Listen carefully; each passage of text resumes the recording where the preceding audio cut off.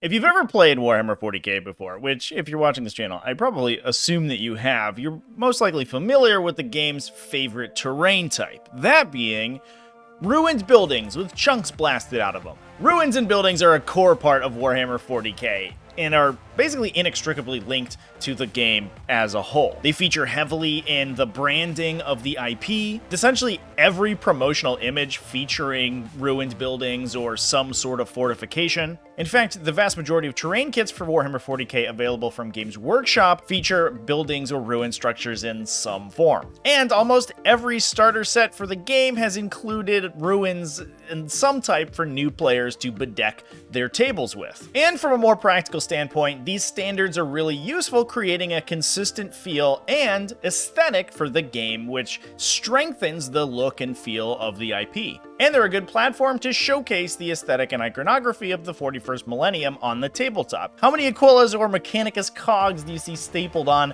to all of those ruined buildings? It really enforces the terrain and game itself as being part of the universe. So with all this focus on artificial structures and great ruined edifices from a metatextual standpoint in Warhammer 40k, it's very surprising that the rules for ruins in the tabletop game itself are absolutely garbage. Although, I mean, it is GW, maybe it's to be expected. But today, we're going to talk about fixing them. What's up, folks? Welcome back to Tactical Tortoise. My name is Trevi, and today we're doing something a little bit different. We're going to take a particular mechanic in Warhammer 40k and talk about some ways that it could be improved to the benefit of the game. As always, if you like my content, you like talking about Warhammer 40k, drop me a like and a subscribe. It really helps the channel out, and I really appreciate it. Let's talk about some ruins. I've spoken about it before on my channel, but I'm really not a fan of how 40k implements a lot of its terrain rules, especially the ones surrounding ruins, buildings, and most importantly, their verticality. The way that these rules are set up within the system of Warhammer 40k creates endless amounts of bizarre interactions, gray areas, and idiosyncrasies that just ruin fun play. But before we dive in, let's talk about the current rules for ruins and buildings in 40k. I'm going to use those two interchangeably. Otherwise, this video is going to be like 2 hours. Buildings are classified as area terrain, meaning their mechanics are restricted to a defined footprint on the tabletop, which, if we're using GW's recommended keywords, and you can create your own lists of keywords for terrain features if you want to, and I think in some cases, especially if you have a particularly oddly shaped piece of terrain, it's probably beneficial to do so. But if we're using the GW ones, they're obscuring, defensible, and provide light cover. I have a whole video on how these terrain keywords interact, especially obscuring terrain and how exactly that works, that you should go check out. But basically it means that the terrain blocks line of sight to and from most units that are not inside it. And it provides some small defensive benefits to the units that are inside it. Things might get weird when we talk about the composition of these ruins, since, and you might not have known this may be new information, but many buildings have multiple floors in them. Which brings us to the problem with ruins.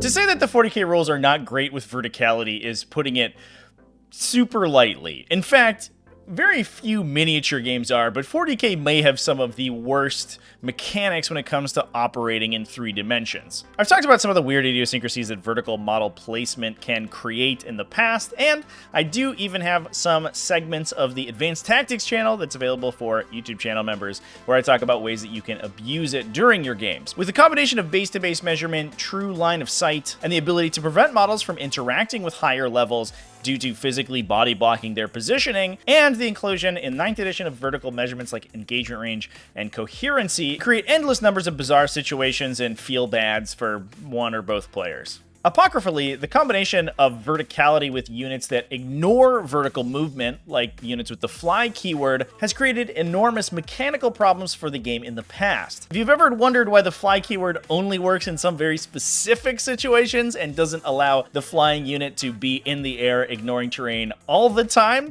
Well, it's because it was abused to hop up and down levels of terrain to gain enormous movement buffs back in 8th edition. If you've ever wondered why the deep strike restriction, where models can't typically be placed within 9 inches of other models when being placed on the tabletop from reserve, are taken in horizontal measurements regardless of how high up the models that you're measuring to or from are, whereas every other movement like checking a weapon range or psychic power is measured at an angle between the two models' bases or hulls. That's because it used to be possible to get a closer than intended charge by placing your units up on vertical terrain. Even just measuring to or from models that are placed up on the upper levels of a building is physically difficult.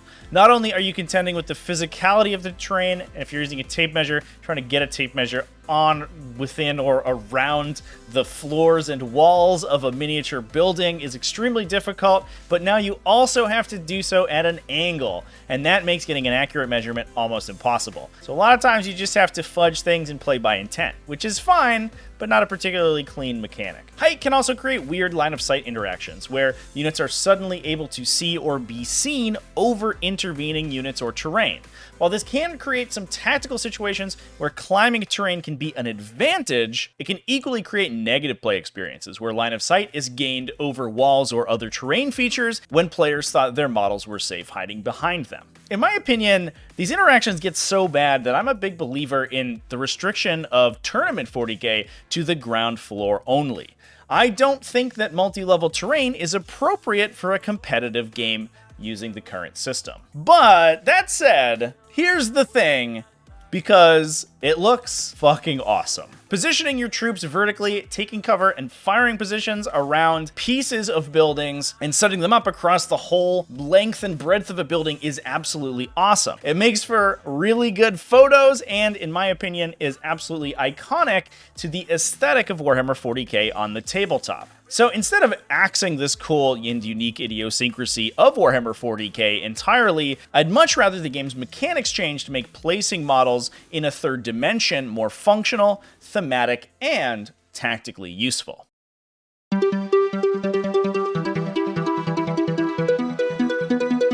So here's the part where I suggest an entirely new rule for ruins and buildings that would solve all of these aforementioned issues, and ironically, it's one that the game basically already includes.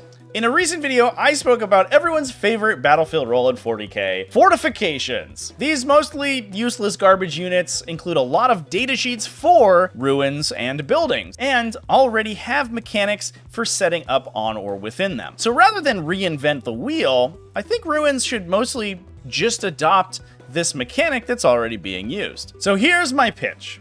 At the start of the game, when the players determine keywords for a multi-level building or a ruin, they should also assign it a capacity like a transport. This should specifically be tied to the size of the upper levels. Maybe there's a chart that gives you a comparison, or you just decide how many models you think could fit on the top there without being silly. Then, during the game, infantry, beast, and swarm units, the ones that can normally interact with breachable terrain, can embark into them as if they were a friendly transport, up to that predetermined transport capacity. To represent this, they'd then be set up on those floors above the ground level, while the bottom level remains unmolested and can be interacted with as normal, with units moving through it or potentially taking cover behind the walls, just like you normally would in a current game of 40k. The upper levels are reserved for the units that are embarked within the building. From there, an occupied building is just considered a friendly unit. In order for enemy units to come through, they would have to charge into it. We'd use the rules for units embarked in an open-top transport, where range and line of sight for the whole unit is measured from the building itself. This also solves basically all those issues of measuring and determining line of sight from an upper floor that I mentioned previously. For realism, and so a little bit of broken rebar at the top of a building can't be used for line of sight like it was an actual model, we can maybe say that just windows or gaps in the wall are where LOS is drawn to and from in the occupied building. Now, this would give a unit occupying a building tons of benefits and drawbacks. It makes it an interesting tactical decision whether or not to take up positions in one. On one hand, you get dramatically better vantage point and easier line of sight over a wide breadth of the table. You also get better range, since you can now measure your weapon ranges from the foremost corner of the building, and we can rationalize this as the unit getting optimal firing positions to shoot down on enemies that are at a ground level. On top of that, you get the benefits of a regular transport, like being able to extend your threat range slightly by embarking and disembarking into a vehicle. That all comes with the downside of being easier to see and situationally easier to charge, since attackers would only have to make it to the position of the building to assault the unit occupying. From a defensive standpoint, we could have the embarked unit gain a toughness benefit in addition to the normal benefits that they would have from occupying area terrain, like assigning the ruins a toughness value of 7 or 8 and having attackers roll against that value when trying to damage the occupying unit. For a practical example, this would make a unit like Space Marine Devastators, who are just a T4 3+ save 2 wound model and oftentimes get enshooed for being very easy to kill, basically as numerically resilient as a tank like a Predator or Rhino, while having dramatically better LOS from being able to draw line of sight from the building that they're occupying, and having the benefit of multiple models, so it takes more hits from a multi-damage weapon to remove them. And on top of that, it also makes higher strength weapons like missiles and las cannons absolutely required to assault defended emplacements. Even better, like models embarked on open-top transports, actual position of the models themselves that are occupying the building doesn't actually matter, since you're drawing your range and line of sight from the building, and when you disembark them, you're just going to place them next to the building like you would a transport. This means that you can set them up within the building however you like, making the board look much more interesting and natural than the normally unnatural positions your units take up when trying to play optimally. So not only would having a mechanic like this give buildings a new level of playability, but they would also help improve the aesthetics of the game overall. I think honestly it's a win-win and not actually that much more complex than the current verticality rules that we're dealing with in the current version of 40k. And that's it. We've done it. 40k is fixed and has no remaining problems. It's a great game now. I mean, JK, there's still a lot of weird rules in Warhammer 40k that needs to be fixed to improve their system, but in a very small way, I think this would go a long way to improve one of them. And if you want me to talk about some of those other mechanics that I think the game could improve, let me know down in the comments. This is a bit of a new style of video for me, and I mean, if it's popular, I'd like to go over some more ideas. And who knows, maybe with 10th edition right around the corner, we could see some of these improvements actually get rolled into the game. That would be pretty sweet. Anyway, thanks for watching all the way to the end of the video. Big thanks as well to everyone who supports the channel over on Patreon at patreon.com/tacticaltortoise. Also, YouTube channel members and Twitch subscribers. All those people are great. I love you. I've been doing a lot of streaming on Twitch, by the way, with Dark Tide out right now. And if you see my upload schedule dip a little bit, that is because the Dark Tide is swallowing it all away. Anyway, thanks again. Remember to keep it classy, folks, and have happy wargaming.